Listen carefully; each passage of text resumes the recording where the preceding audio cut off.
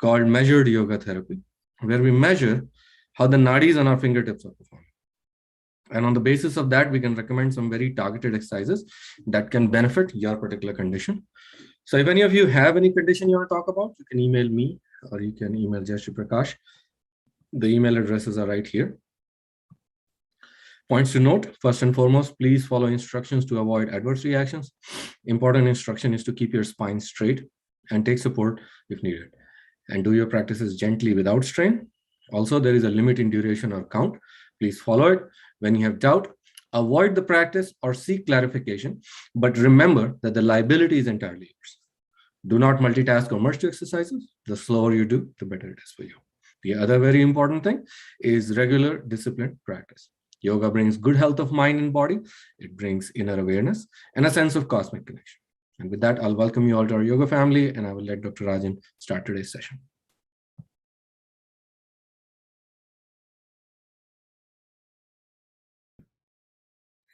Namaste everyone. As usual, we begin with 3 Oms. Let's take a deep breath in.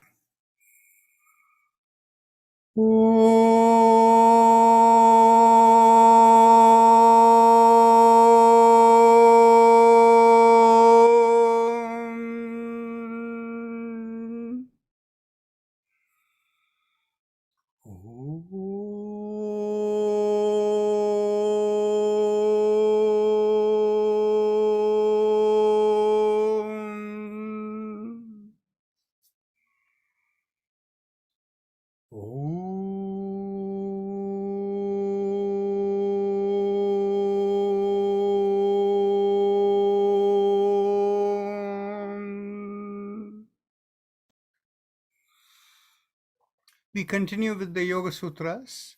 Just as a reminder for everyone as to where we are, we were in the 2nd chapter towards the end. As you recall, in the 2nd chapter, it is getting into the details of what it is that causes one to have all the activations within our program system. That is the Chitta Vrittis, as the term used by Patanjali Muni. However, after explaining all of that and explaining how by being a pure observer, unaffected by things, you are able to experience the higher reality of who you truly are. And he goes into the details of why it is so difficult. And after explaining all of that, he goes on to discuss the Ashtanga Yoga process, the 8-fold yoga system. In that one, because here he is giving a high level of details about the principles of how to go about realizing your true nature through the yogic connectivity. So the first 2 he discussed in a great deal of detail, that is Yama and Niyama. And as you notice, when he did that, Yama in a nutshell was nothing but being true to your conscience. No regrets, being just true to whatever you feel from within.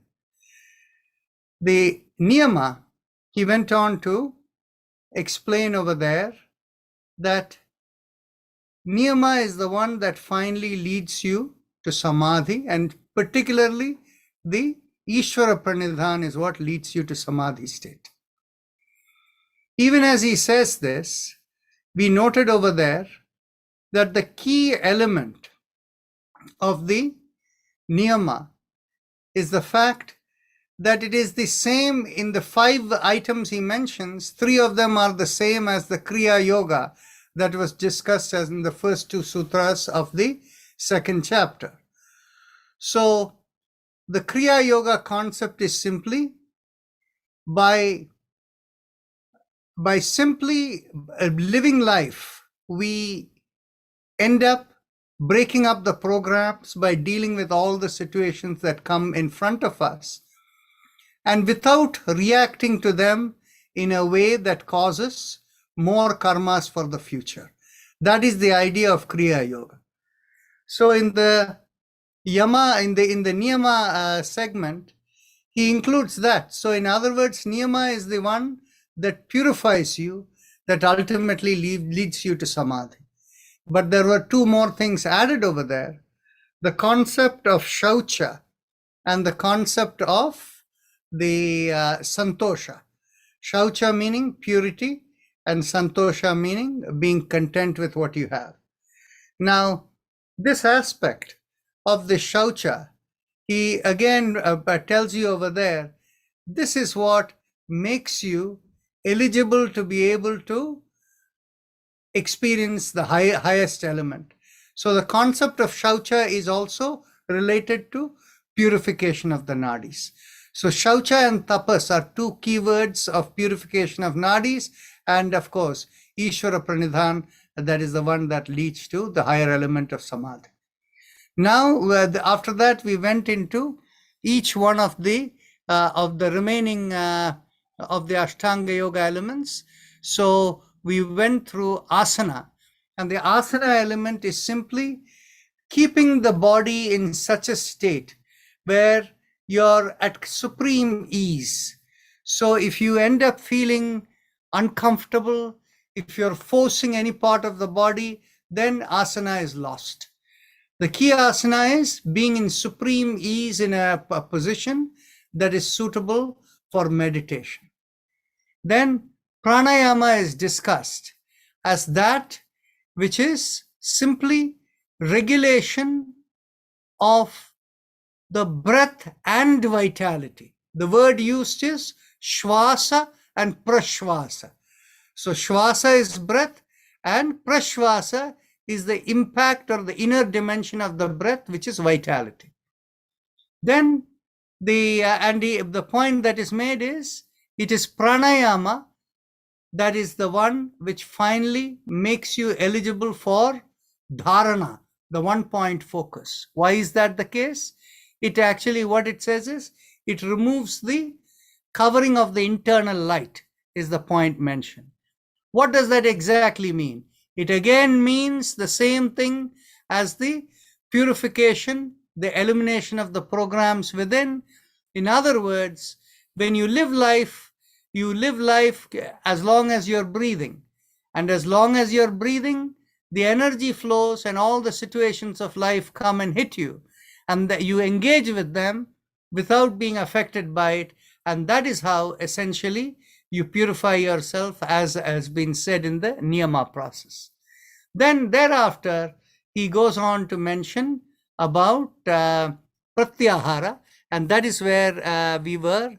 And in the case of Pratyahara, there were 2 sutras over there. One second, let me share my screen.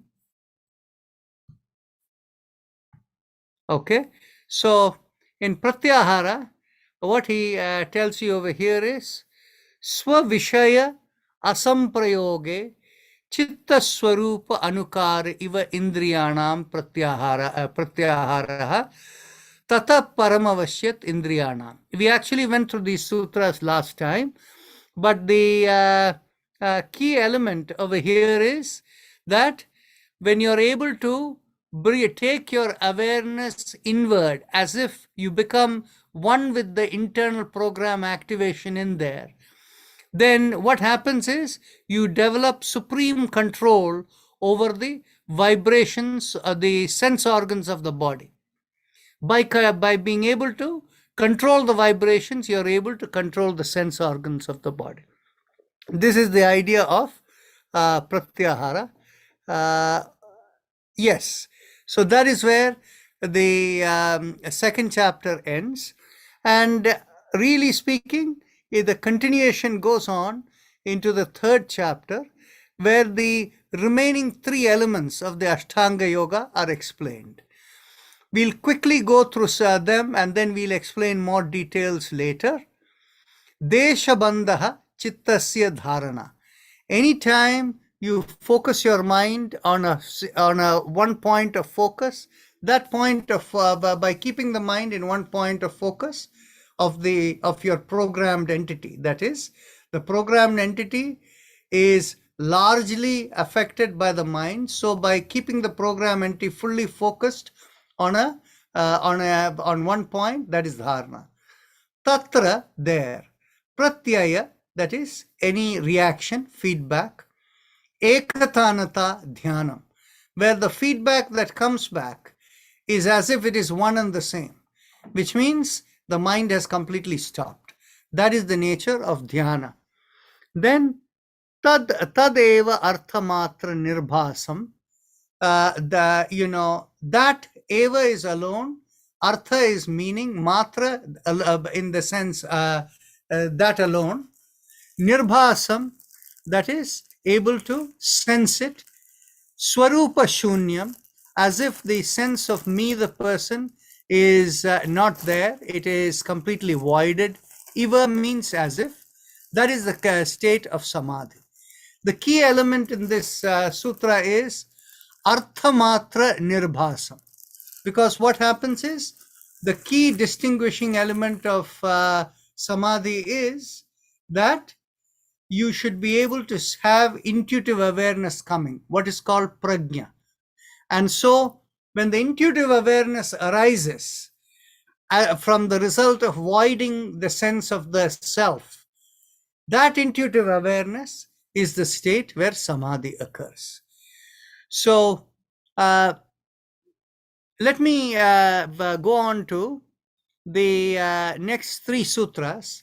Trayam ekatra samyamaha. The three of them together, dharana, dhyana, samadhi together, he uses a word called samyamaha. And you can understand, if you understood the word yamaha, or yama as you have seen before, what we called being regular in your habits and all of that or whatever, but then that some yama is also the one that leads you to samadhi from the Ishvara Pranidhana. So here he is saying the three of them together is samyak yamaha. Samyak yama means complete yama. In other words, you reach the highest level of it. So you can understand that meaning too. Tat jayat, that being overcome or won over, prajna alokaha. So from there you get intuitive, the light of intuitive awareness, intuitive knowledge. Aloka is light and prajna is intuitive awareness. Tasya bhumishu viniyogaha. The zone of its operation of the samyama is whatever subject matter you focus on, that is the idea of bhumishu. That is of the point of focus, wherever you focus, its application is within whatever sphere or context or matter where you want to apply it. Vinyogaha means application. So with that, we will stop at the 6th sutra of the 3rd chapter, and we will continue from the 7th sutra tomorrow. So just a reminder, today we have the longer session in the end. So if you have questions, you can keep that in your mind. So let's bring our awareness to the perineum. So we have a guest of Madhu Mittal who has joined us new. Welcome. Namaste ji.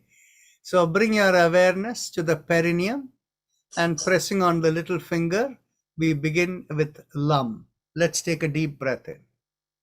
Lam.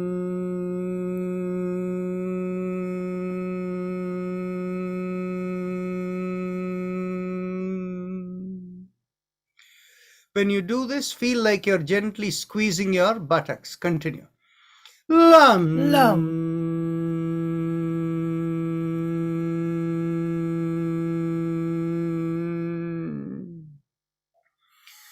Lam. Lam.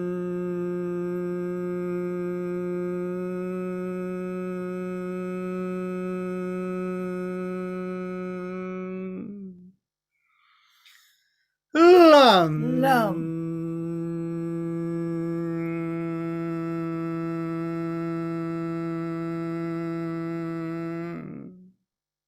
Release the fingers and continue. Lam. Lam.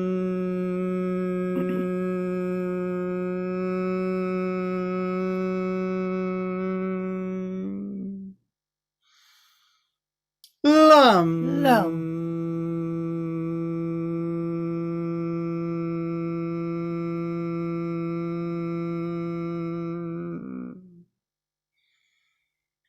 Last time. Lam. Lam.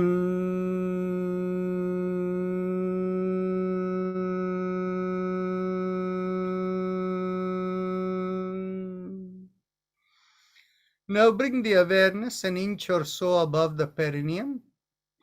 This is the point behind the place where we urinate and in front of the sacrum bone in the middle of the body. Pressing on the ring finger, we do VAM. Take a deep breath. VAM.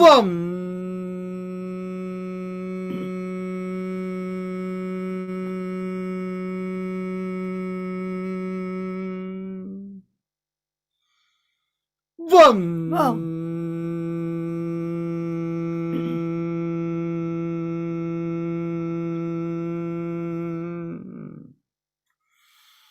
VAM. VAM.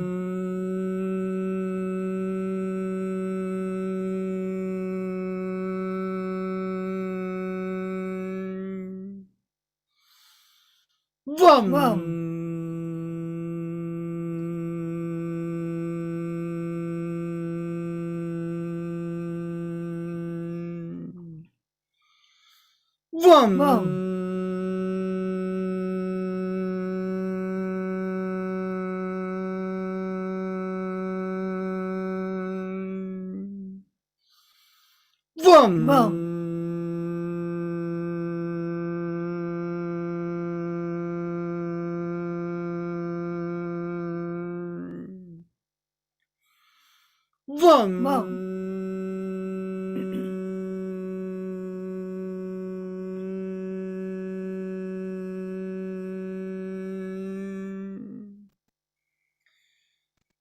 VAM.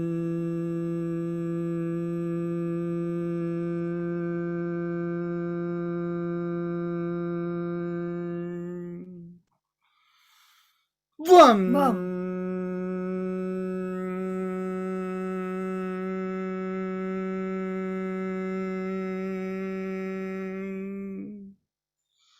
VAM. VAM.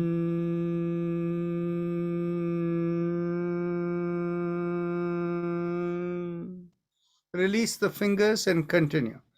VAM. VAM.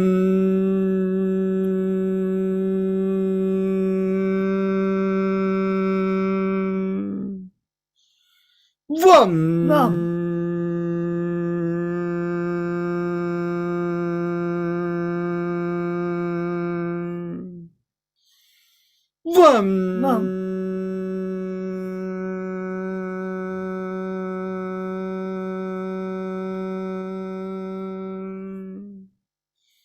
VAM.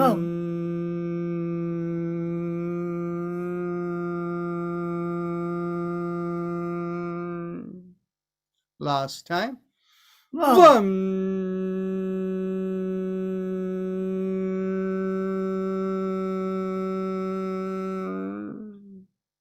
One more time. VAM.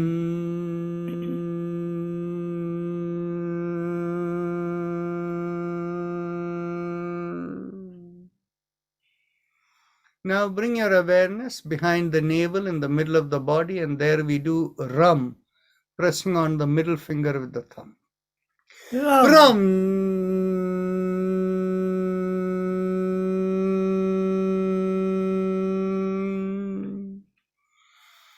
RUM.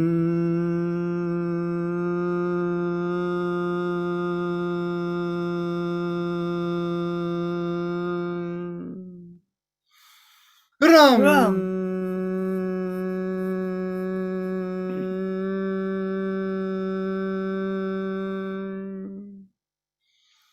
RUM.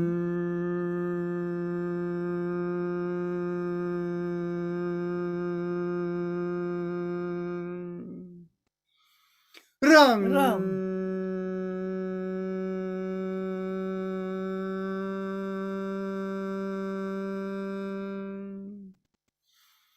RUM.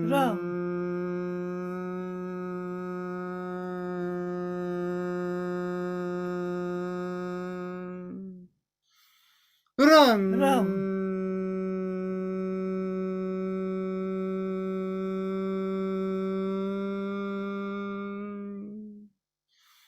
RUM.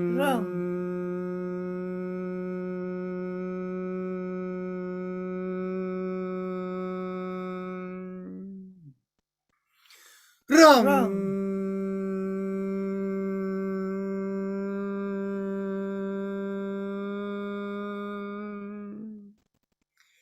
Release the fingers and continue. Ram.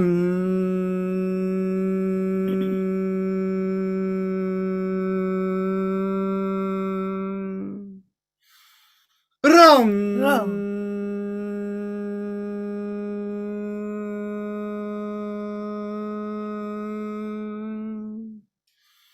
Ram. Ram.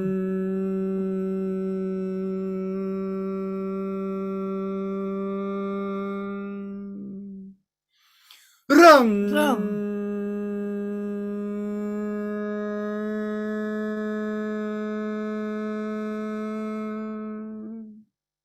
Bring your awareness in the middle of the chest, in between the breasts. And here we do yum, pressing on the index finger with the thumb. Yum. Yum.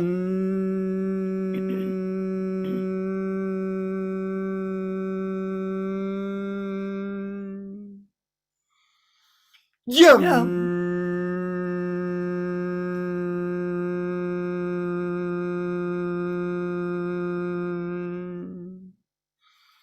Yum. Yum.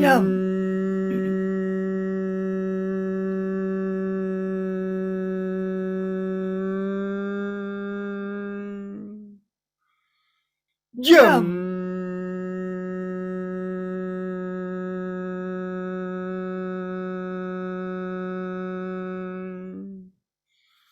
Yum. Yum.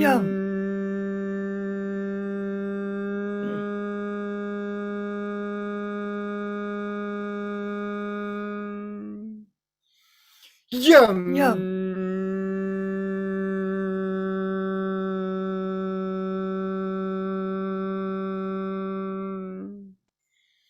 Yum. Yum.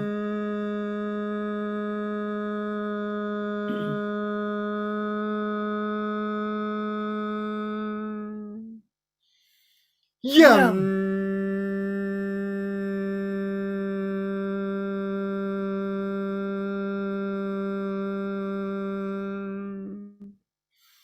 Yum.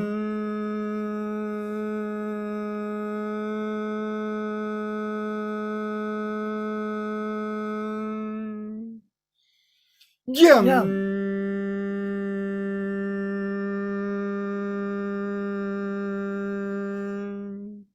Release the finger and continue. Yum. Yum.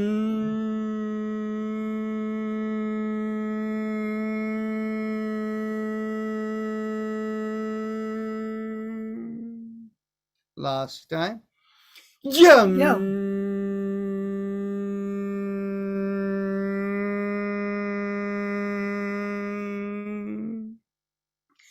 Bring the awareness to the throat, and here we do hum. Thumbs up, loose fist. Hum.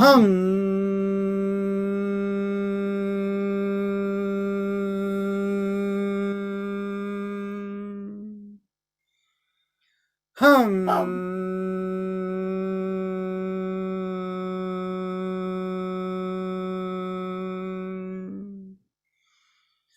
Hum. Hum. Hum.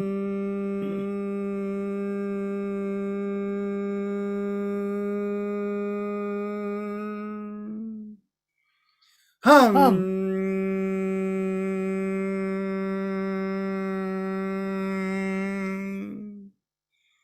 Hum. Hum.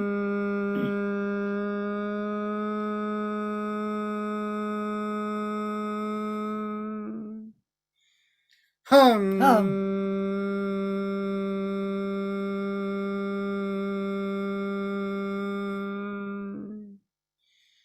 Hum.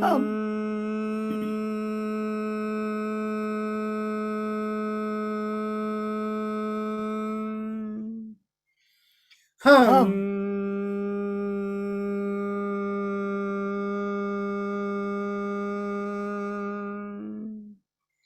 Last time. Hum. Hum.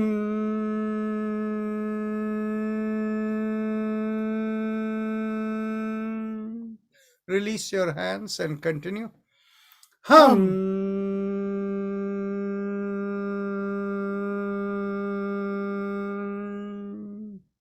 Last time.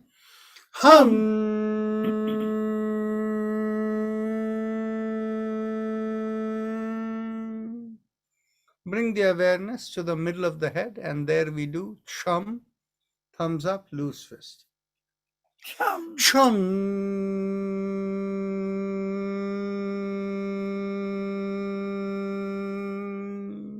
Chum. Chum.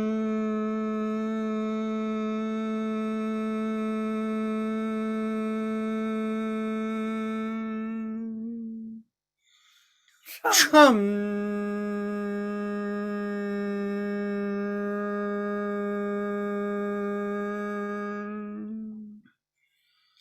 Chum.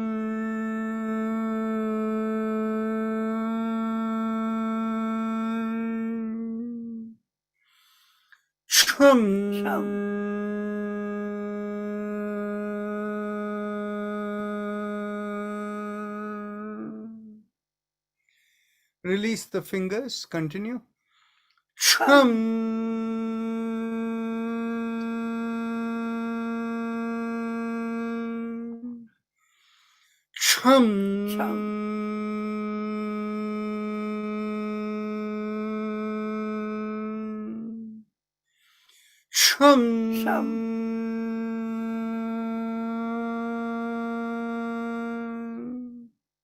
Top of the head, we do Om, thumbs up, loose fist.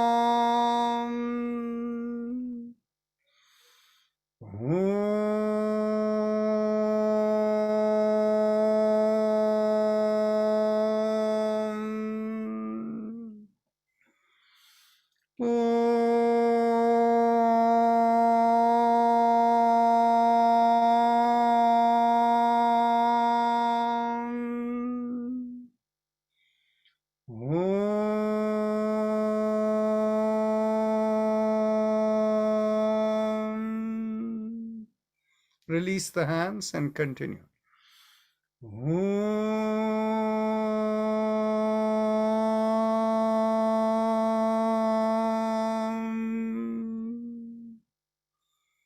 Now we go on to the Ujjayi Pranayama, the happy face breathing. So those of you who know, please continue. And those of you who wish to stretch out any tight joints, like stretching out the hands or stretching out the legs, you can do that. That will help to relieve the joints as well. So the basic Ujjayi Pranayama, for those who need instruction, bring your awareness to the lowermost part of the mouth that connects into the neck, specifically the hole through which food and air passes down. Focusing on that hole, make a big smile. As you make a big smile, you'll find a slight stretch in the hole in the bottommost part of the mouth. Keep your focus on the stretch there and inhale and exhale in slow and long breaths. As you inhale, you will find the stretch in the throat is resisting the breath. So it will feel like a mild sucking sensation, like there is a straw in the throat area, in the bottommost part of the mouth. And as you exhale, feel like a reverse sucking sensation. So please continue.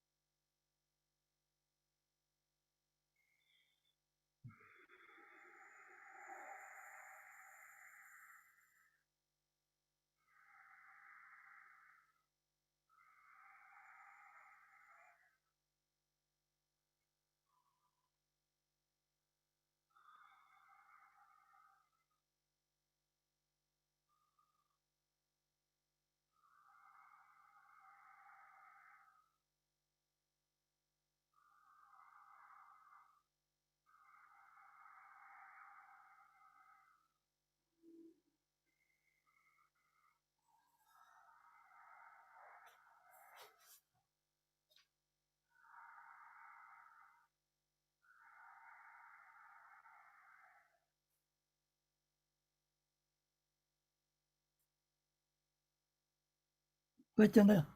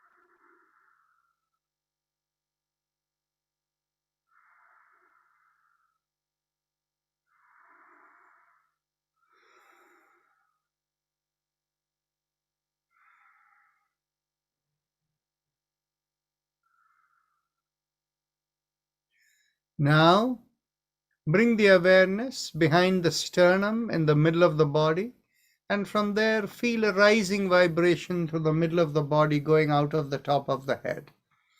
And that rising vibration feels like 3 syllables. Haim, Im, So feel the flow. Haim, Im, Haim, Im, Haim, Im, And don't focus on the breath. The breath is unconscious breathing, like the way most of the day you're not even aware of your breath. Just focus on the flowing vibration.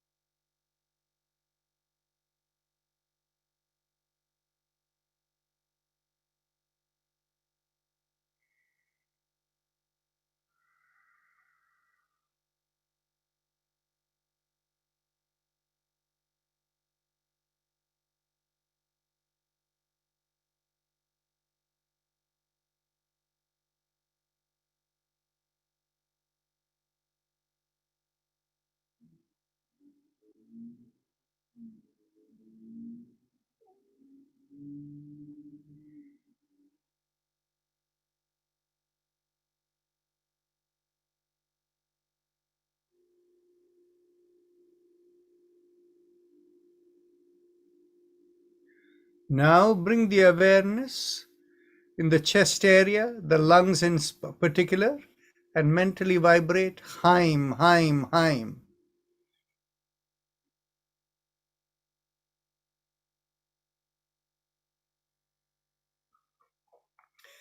If you're particularly sensitive, you'll feel as you mentally vibrate Haim in the lungs, you will feel the vibration in all the parts of the body.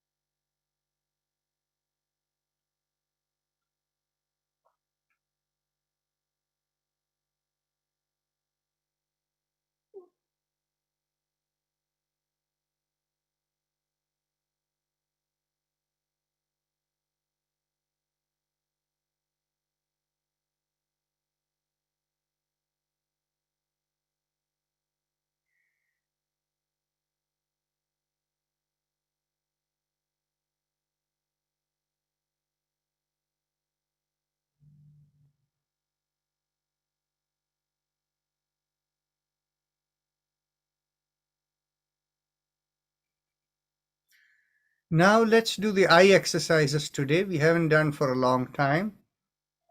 Look straight forward and gently roll the eyes up towards the ceiling and then slowly down towards the floor.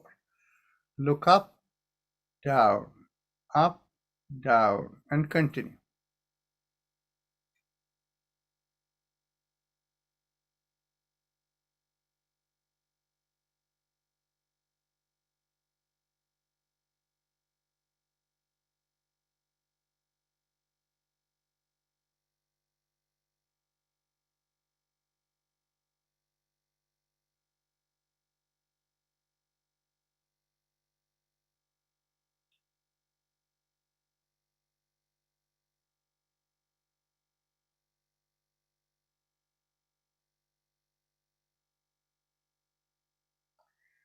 Last time, once you come to the middle now, we go left and right. Left, right, left, right. You simply roll your eyeballs.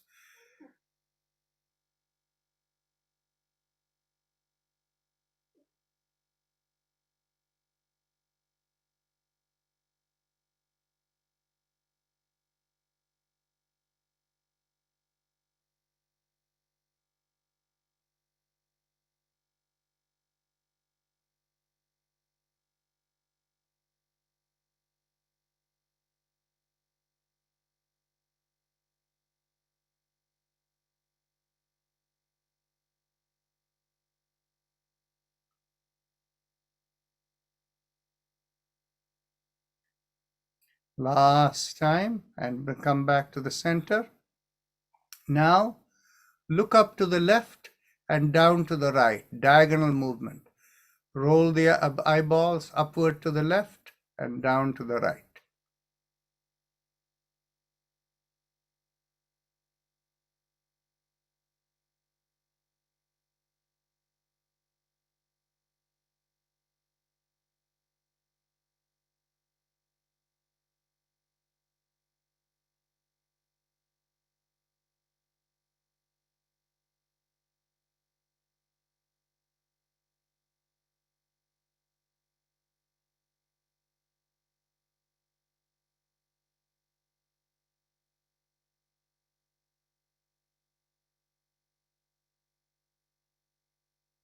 Now come back to the middle. Roll the eyeball up to the right and down to the left.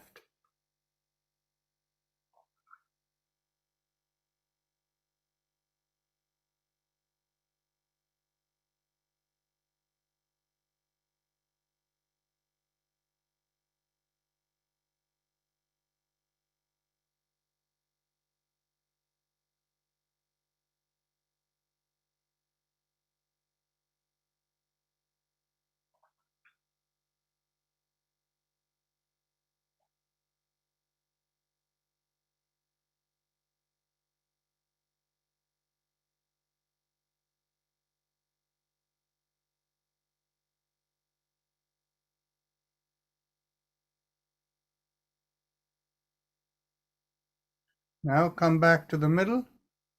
Now bring the gaze of your eyes downward and then go and circle in a clockwise direction. Go look to the left, up, right, down, and continue going in a circle.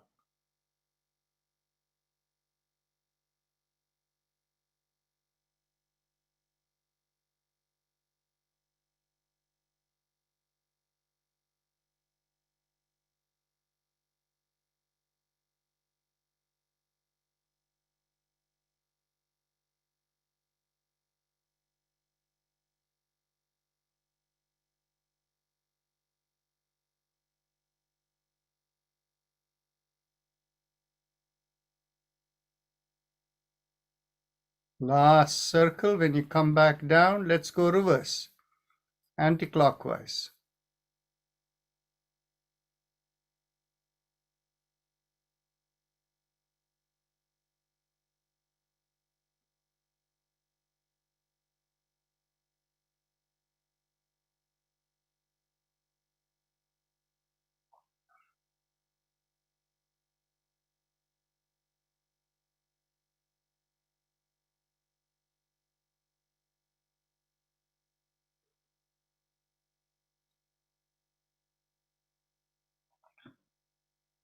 Now, close your eyes, open your eyes. Close your eyes, open your eyes. Do that a few times.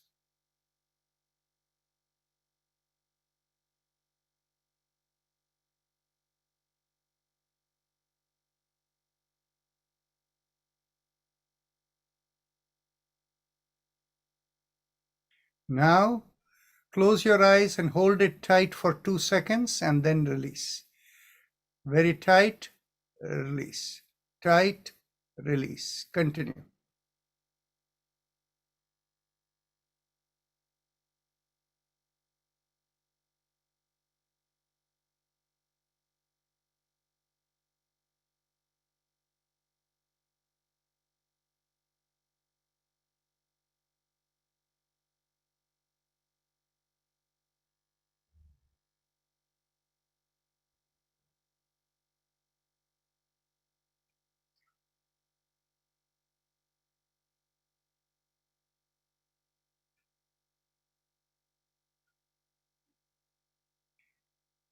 Last time, hold it tight and then release. Now, flutter the eyes. So just like close and open very rapidly.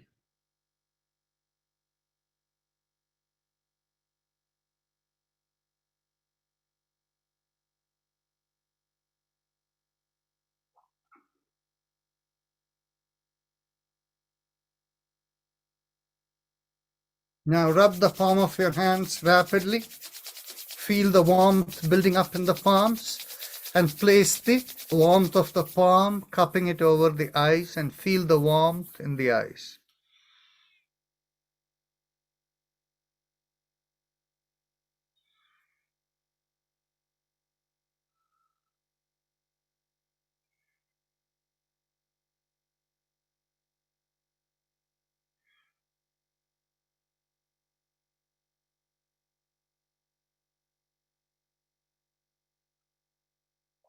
Now, gently rub the palms over your face and your head and all over your body. And now, we'll do a few Brahmaris, the humming sound. So, I guess all of you know how to do it, but we will do any case one time without the hand position.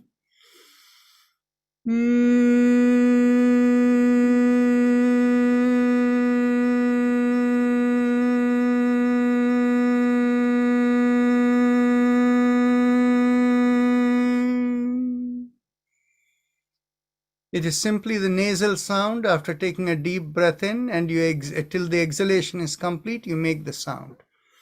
Now, the hand position you can use, little finger under the nostrils, the ring finger in the middle of the nostrils where the bony part meets the soft part, the middle finger in the upper part of the eye socket, and the index finger over the forehead, above the eyebrows, and then the thumb closing the inner earlobe. So take a deep breath in and press in all these places and feel the hum inside you.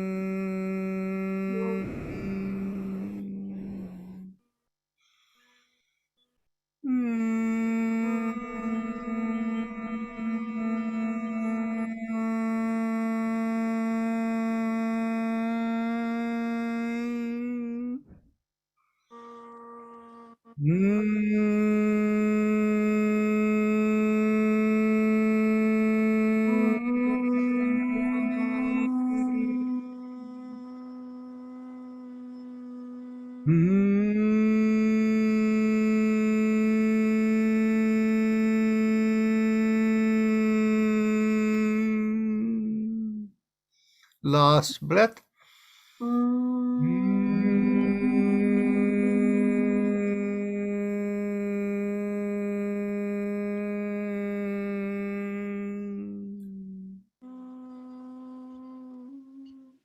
Now we can go on to the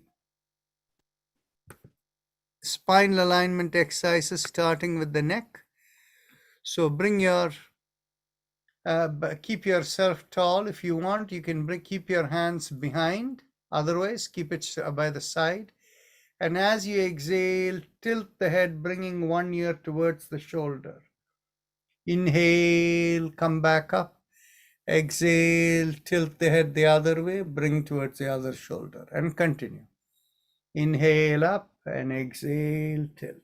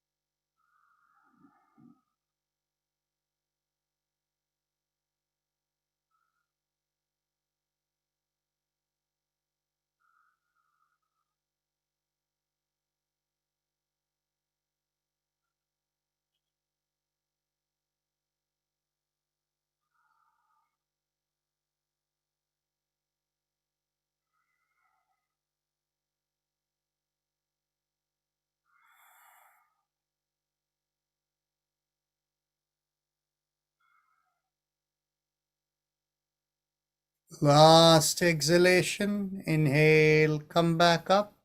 And as you exhale, turn the head and look to one side. Inhale, look straight forward. Exhale, turn and look over the other shoulder. Inhale, come back, and continue.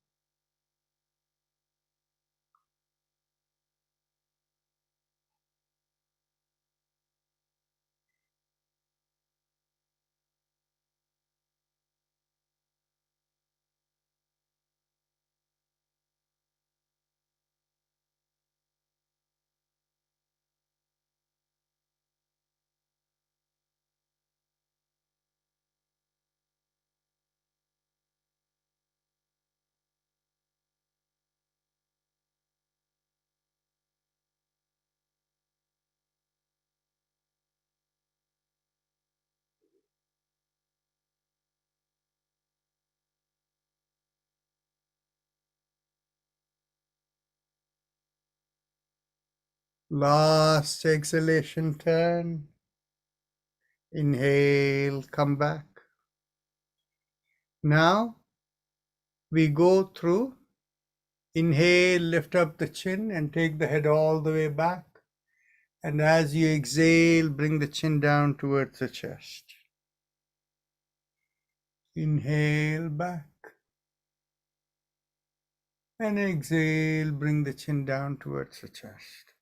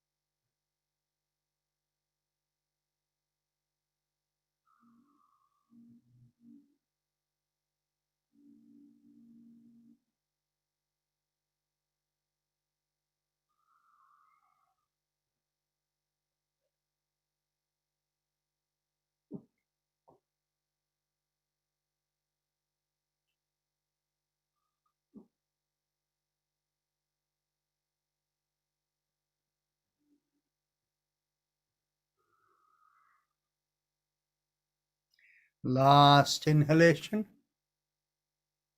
and last exhalation.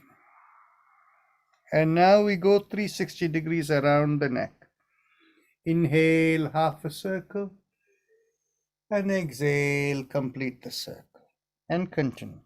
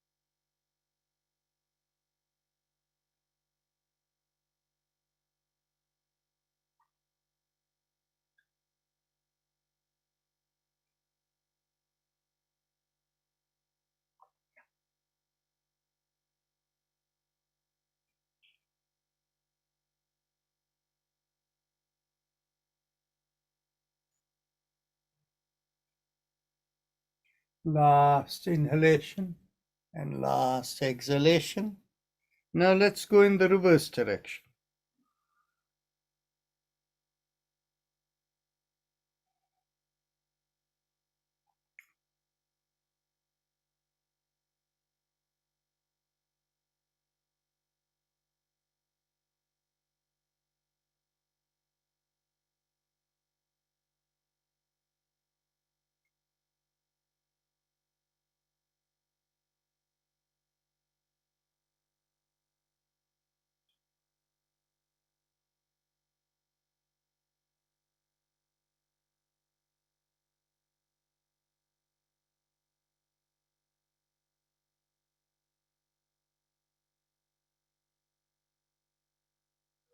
Last inhalation and last exhalation.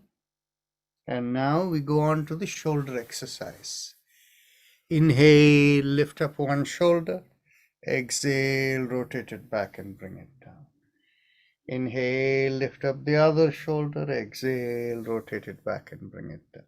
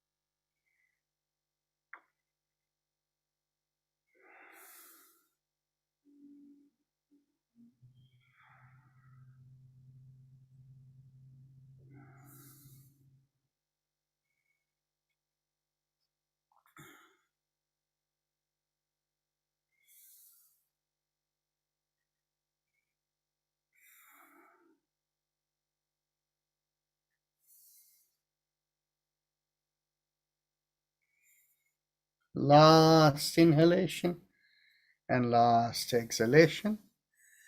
And now bring your hands behind your hips, keeping the forefingers behind and the thumbs by the side.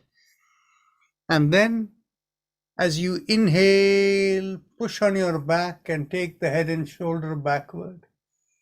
And keep that position, inhaling and exhaling, and observe the stretch of the spine from the tailbone to the back of the head.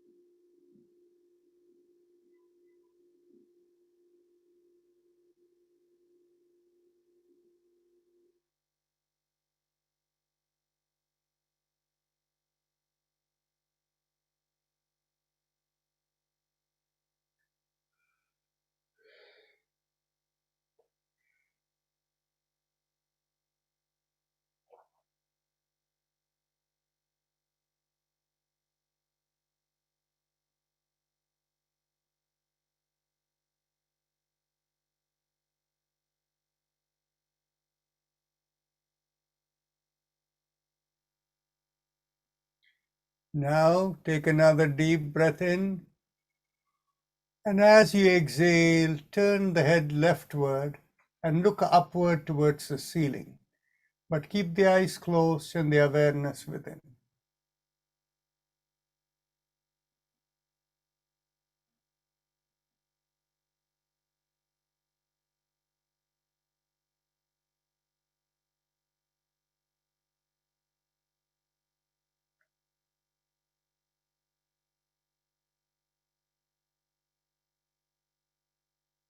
Take another deep breath in, and as you exhale, turn the head rightward, looking upward.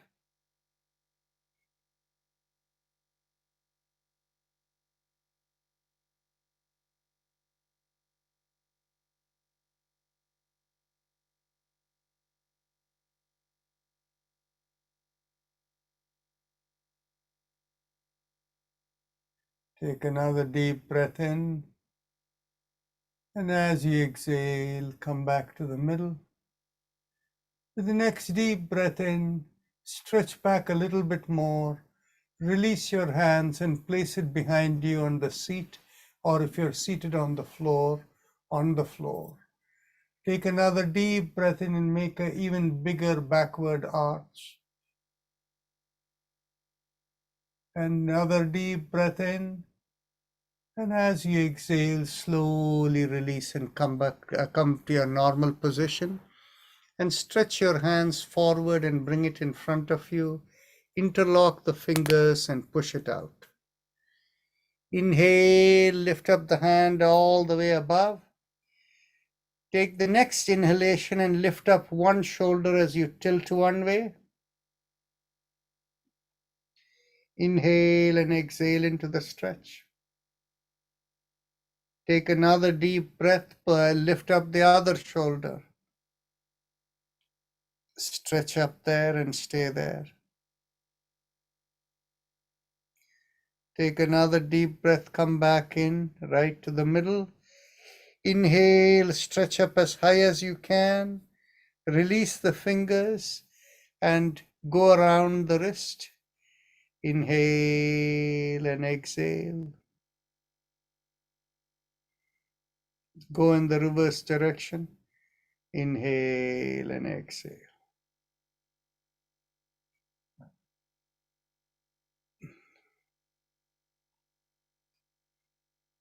Then bend at the elbows and push it backward, and slowly pushing it backward, bring it down, and feel the alignment of the two sides of the back. Now, to complete the spinal alignment, we need a pelvic bend. So those of you who don't have any balance issues, you can stand up and you can bring your hands right behind you and get hold of your elbows or your arms wherever it will reach. Inhale, pull back the shoulders and lift up the chin. Keep the feet shoulder width apart, inside of the feet parallel to each other. And as you exhale, lean forward from the hip, keeping the shoulder pulled back and chin up.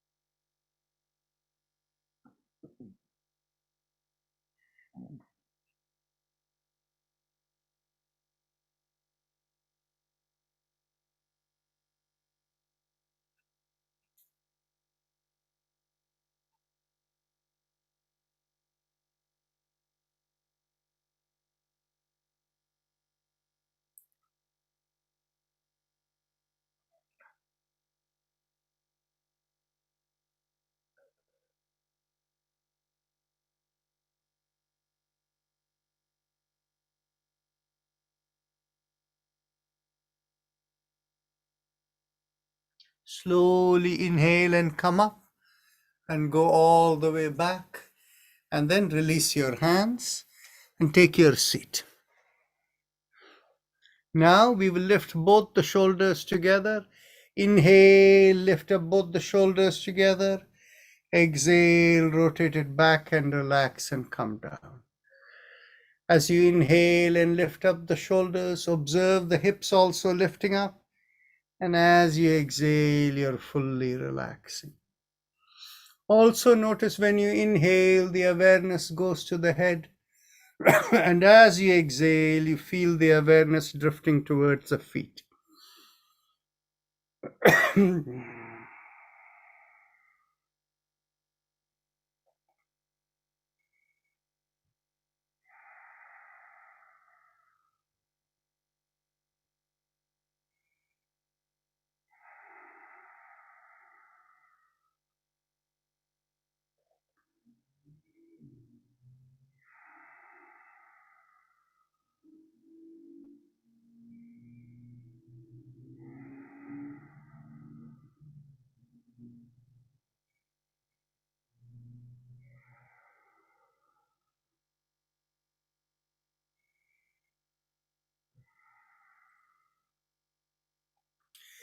Last inhalation and last exhalation. Let's do the alternate nostril breathing. Just check to see how the nostrils are blowing. If one nostril has less breath than the other, begin inhalation from there. Otherwise, just go on to the alternate nostril breathing. Continue.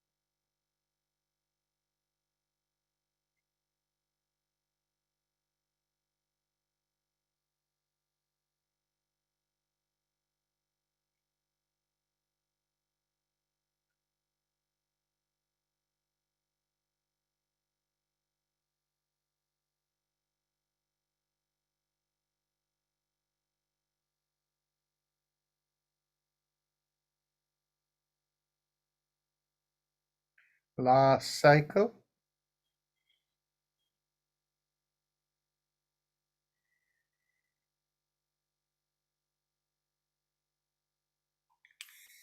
Now we can go on to one round of, no, before we go to Bhastrika, we should do some Bahya Kumbhak. So take a deep breath in, and as you exhale, pull up the pelvic floor, feel the abdominal area go in, and as the chest empties, bring the chin down to the chest and hold out the breath for 10 seconds or 5 seconds, whatever is comfortable for you.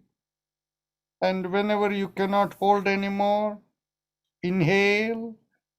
And the moment you inhale and lift up, with the next exhalation, do the same thing again, and we'll do it for 5 breaths.